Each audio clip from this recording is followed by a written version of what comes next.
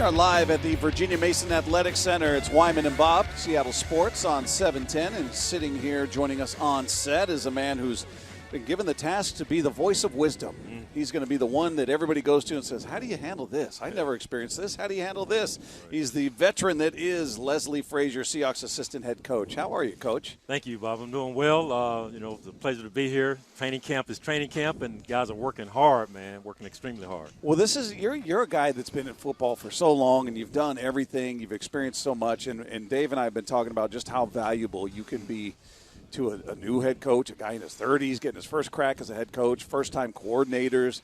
How do you approach a job like that? Because this is kind of unique. I'm assuming maybe you haven't been in this particular spot where you're kind of working with people with so little experience. How do you approach this? No, you're exactly right. It is unique in a lot of ways, especially with so many first-time coordinators and then a first-time head coach, being in that role. You try to put yourself in a position where you can give suggestions and advice and just help guys along the way, based on my previous experience. And fortunately for me, we have the type of staff where guys will listen and we can talk through things, and that makes it, very enjoyable for me that we can sit down and converse about all the different situations that come up, and I'm sure there'll be many that'll come up during the course of the season. Leslie, let's go back to, first of all, you were part of that Chicago Bear defense that was so good. And I think you led the team in interceptions during that period of time. Yes. And then you went to Trinity International for about almost a decade. Yes. And then you were head coach, defensive coordinator in the league with Buffalo, Minnesota. Tell us about Trinity International University. Is that where – that seemed like it was pretty special to you, and that's where you got your start coaching. Oh, there's no doubt about it, Dave. That was a special time. Matter of fact, we started the football program there from scratch. It was after my career ended in Chicago. If you remember, I got injured in the Super Bowl, and I wasn't able to play again after that game. And so when the president of the college at Trinity called me about being their head coach, I was a little bit reluctant, Dave. You remember what it was like seeing our coaches, how they worked so hard. Yeah. And I said, man, that's a thankless job, coaching. But, as we talked more and more, I realized that was the perfect segue for me away from pro football. And I really enjoyed that experience. It was a great time for me. We did everything we could to build that program up and ended up winning some conference championships. And it was the foundation for what I do now, the fact that I started off as a head coach. It's so many lessons that I learned from that experience helped me even to this day.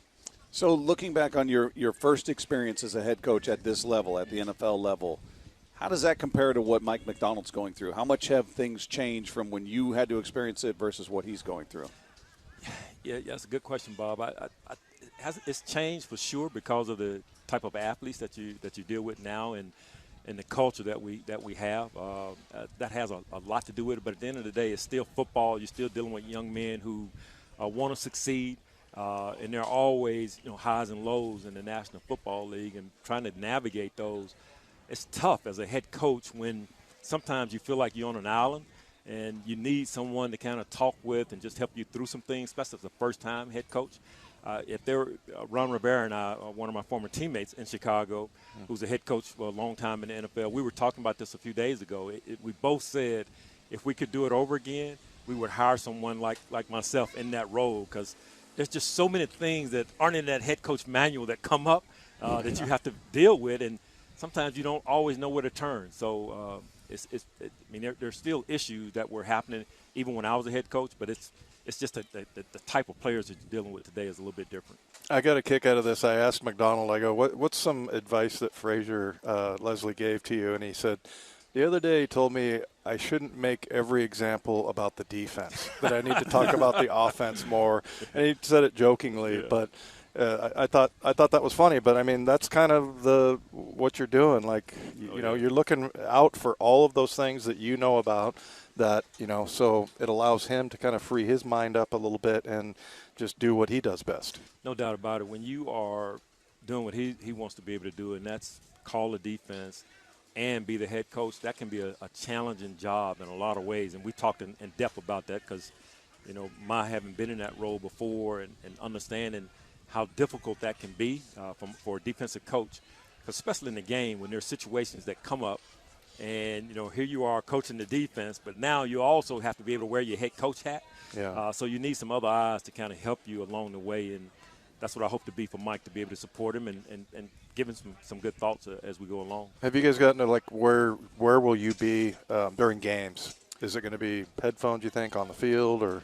So I'm going to be down on the sidelines, and, I'll help manage whatever we need to manage from the sidelines. And we got some guys upstairs who will be our eyes up there, but I'll be on the sidelines with the guys. As far as dealing with today's players versus when you first came in the league as a head coach, do you have to communicate differently? Because these guys are coming in now, some of them with generational wealth already there. You got NIL money, they're making millions of dollars, and then they're signing massive contracts where maybe they're not as eager to listen to a head coach as they were back when you first started. Is that a different obstacle? It is a different obstacle, along with social media. That's a big factor today as well. That wasn't there when I was a head coach. We were just talking about this a few days ago. I had a player, really good player, all-pro player for us, that I was coaching about 3 years ago, and I saw him with his head down in the locker room, and I asked him, I said, what's the problem? I mean, what's going on? And he said, Coach, some of the things these people are saying on social media, they're talking about me and my performance. And I said, I won't call his name, but I said, don't get caught up in that. I mean, stop following whoever it is that you're following, those people that you're reading and making those comments.